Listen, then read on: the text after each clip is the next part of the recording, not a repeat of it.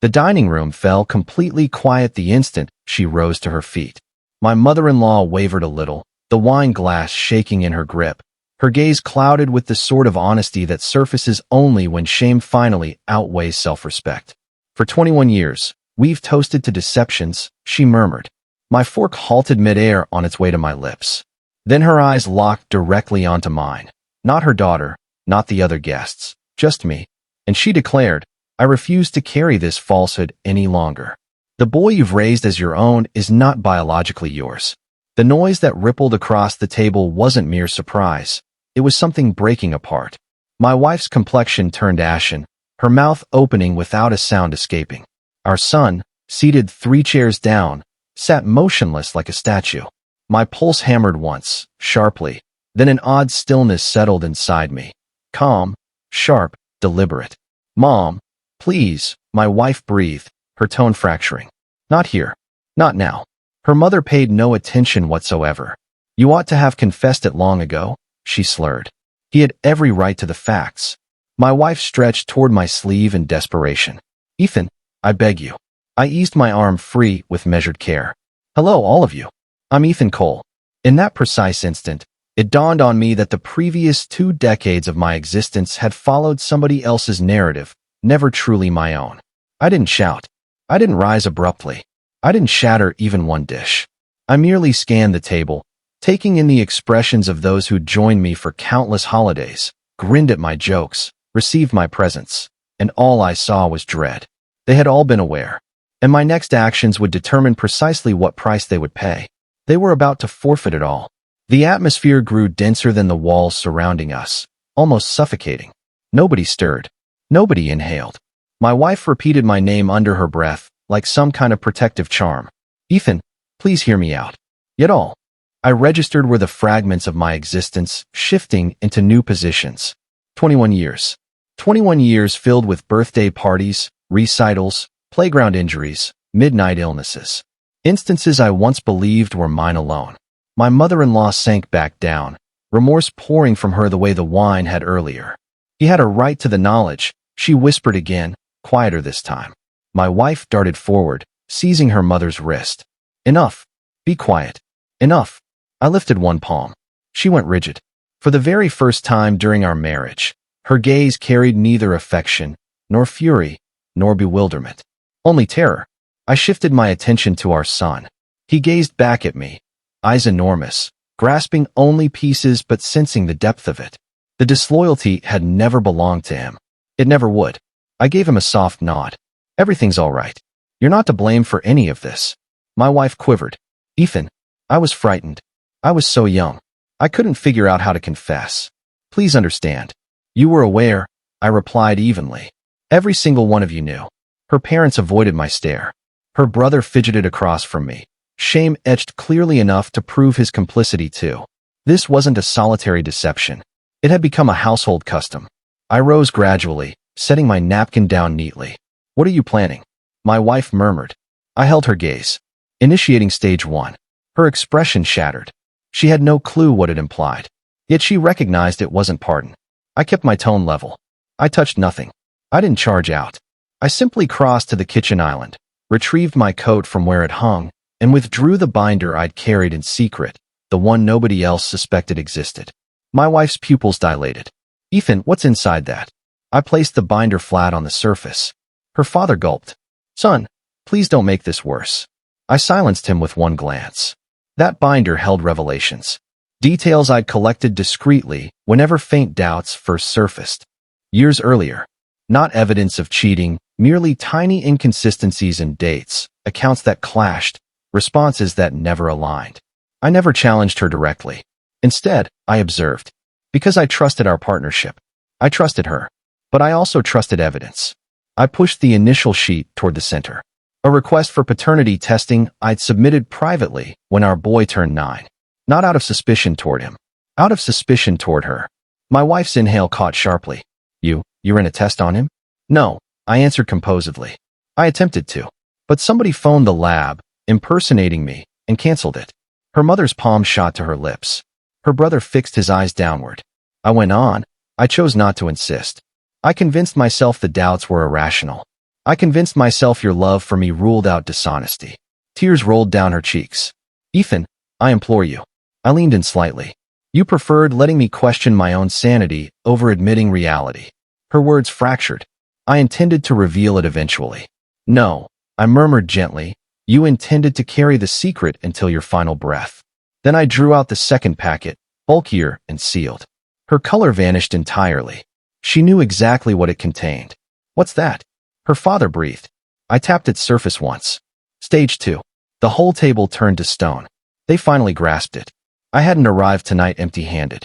My wife regarded the sealed packet as though it were a gun aimed directly at her existence. Her fingers shook. Her breaths grew rapid and shallow. The rest? Utterly mute, as though noise itself feared occupying the space with honesty. Ethan, don't break that seal, she pleaded. I remained standing. I never wavered. I nudged the packet nearer. You know precisely what it holds, I stated. Explain it to them. She shook her head frantically. Please, no. Don't. Her brother's tone splintered. What does it contain? I responded in her place. Evidence that I wasn't the sole person deceived. My wife's mother wept silently, face buried in her palms. Her father studied his daughter as though encountering a stranger and disliking the sight. I tore open the seal at last. Within lay 21 years of banking records, concealed transactions, subtle deductions, all modest, all overlooked, all linked to one particular time frame, the week our child was conceived. I set the papers before her. You withdrew funds from our accounts, I said quietly, to compensate him. Her features collapsed inward. Ethan, I promise it happened just that one time. I was terrified. I had no idea how to justify it. You compensated the biological father, I continued evenly. And the payments continued year after year. Her father hissed in horror. Is this accurate? She offered no reply. Her lack of response served as confirmation. She pressed trembling fingers over her lips. Ethan, I was immature. I was foolish. I feared you'd abandon me. I leaned closer, tone unwavering. Your deception wasn't about safeguarding our home. It was about preserving your secure existence. Her frame shuddered as she fell back against the seat. But I had more. I laid one additional sheet on the surface, the item that caused every person present to go rigid. A formal notification. A timestamp. My own signature. Her eyes flared with absolute dread. Because this paper concerned not history, but the immediate future. My wife extended a quaking hand toward it, but I rested mine atop first. Not to block her, but to ensure she comprehended. This instant was mine, not hers to control. Her voice splintered. Ethan, what does that say? Everyone inclined forward. Even the atmosphere seemed to pause. I guided the sheet her way. This marks when I retained private legal counsel, I explained softly. 3 months passed. Her head snapped upward. 3 months? But you knew nothing back then. You're mistaken. I surveyed the table once more, at those who'd embraced me as kin while concealing a revelation capable of shattering anyone. For 4 years I dismissed warning signs. I'd invented justifications. I'd shielded a version of events I desperately wished to believe. I met her stare. But 3 months earlier, I noticed a notification on your device from an unnamed contact. Merely an alert for a recurring transfer. Her face went blank. I traced the number. The receiver wasn't a creditor, an acquaintance, or a colleague. I tapped the legal sheet once. It was the biological father. Her brother muttered, "Dear Lord." I pressed on, voice steady. My attorney recommended compiling proof discreetly, methodically, without direct accusation. I motioned toward the materials. So while you deceived me, funded him, and acted as though all was normal, I was recording it all. Her fingers trembled fiercely now. Ethan, I beg you, don't proceed. Don't ruin our household. I regarded her with a serenity she hadn't anticipated. You ruined it 21 years earlier. I'm merely facing the ruins. Then I raised the concluding sheet of the notice, the one bearing a prominent heading she'd missed until now. Her eyes bulged in terror as she absorbed it, and the entire space shifted. What she read wasn't a warning. It was the commencement of closure. My wife gripped that final sheet until her knuckles blanched. Her gaze raced across the bold text repeatedly, as though repetition might alter its meaning. Petition for full termination of marriage, including monetary restitution and review of parental rights. She stared up at me, stunned. Ethan, no. Please. Not in this manner. Don't submit it. We can repair this. There is no this anymore, I replied evenly. There never truly was. There existed only your version of events and the part you assigned me. Her father shook his head gradually. You orchestrated all of this. No, I answered. I orchestrated my departure. My wife attempted to rise, but her knees gave way. She clutched the table's edge. Ethan, I was so young, so afraid. Please, just hear me. I did hear you, I said softly. For 21 years, I absorbed every falsehood you wrapped in tenderness. The room stayed hushed. I positioned the following bundle on the table, a hefty collection of certified documentation. These, I explained, are transaction histories, wire transfers, communications, account summaries, confirmation that you forwarded him funds annually since our son's birth. Her mother drew in a sharp breath. Her brother shut his eyes tightly. My wife pressed both hands to her mouth, weeping. I never intended any of it. He threatened to reveal the secret. I believed ongoing payments would make him vanish. I raised one hand. That's precisely the issue. You placed no faith in me. You placed faith in the man who betrayed us both. She slumped backward once more. I moved nearer, not out of wrath, but clarity. You didn't merely steal 21 years from me, I stated. You stole my opportunity to shape my own path. You removed my agency. Now I'm reclaiming it. Her breathing quaked. Ethan, what will you do next? I raised the packet's concluding sheet, the one bearing tomorrow's date. Tomorrow at first light, I said, these documents are submitted. Her whole form shuddered. Yet she remained unaware. That wasn't the true revelation. The genuine one rested still inside my pocket. Every gaze remained locked on me, but their intensity paled beside the reality contained in the slim sealed envelope I now held. My wife spotted it and went rigid. No, she breathed. Ethan, what else is there? What more have you uncovered? I paused before replying. I turned to our son, the child I'd nurtured, shielded, guided, cherished unconditionally. His eyes brimmed with alarm, not directed at me, but at the prospect of losing his sole father figure. I lowered myself beside him. Pay attention, I said tenderly. None of this stems from you. In every meaningful sense, you remain my son. That bond endures forever. Tears traced paths down his cheeks as he nodded. Then I rose and confronted the woman responsible for 2 decades of concealment. You weren't alone in acting covertly, I told her. Her breath snagged. Ethan, I implore you, stop. I unsealed the envelope. Inside rested an official report. A DNA analysis. Not ancient history. Performed last month. Her legs gave out. You actually conducted the test?